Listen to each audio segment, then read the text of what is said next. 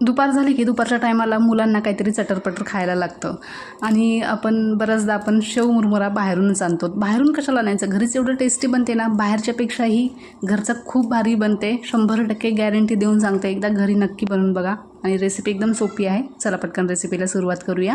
व्हिडिओला लाईक करा आणि यूट्यूब चॅनलला नक्की सबस्क्राईब करा. कढईमध्ये 1 चमचा तेल हलकंसं गरम करून घ्यायचं आहे. त्याच्यामध्ये शेंगदाणे टाकायचे. शेंगदाणे हलकेसे तळून घ्यायचे आहेत. आता सोबतच 10 ते 15 कढीपत्त्याचे पाने घेतले आहेत. शेंगदाणे आणि कढीपत्ता छान कुरकुरीत होईपर्यंत आपल्याला तळून घ्यायचे आहेत.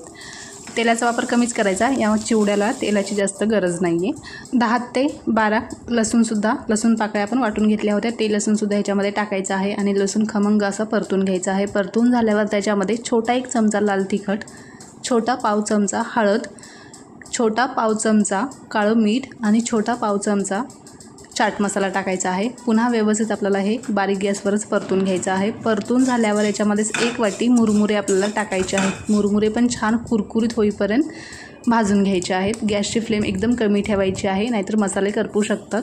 आता मुरमुरे आपले छान कुरकुरीत झाल्यावर गॅस बंद करायचा आणि मुरमुरे थंडे करून घ्यायचे आहेत. मुरमुरे थंडे झाल्यावर याच्यामध्येच पाव वाटी आलू शेवभुजिया टाकायचे आहे. पुन्हा व्यवस्थित मिक्स करायचं आहे. मस्त असा आपला चिवडा तयार झालेला आहे. नक्की ट्राय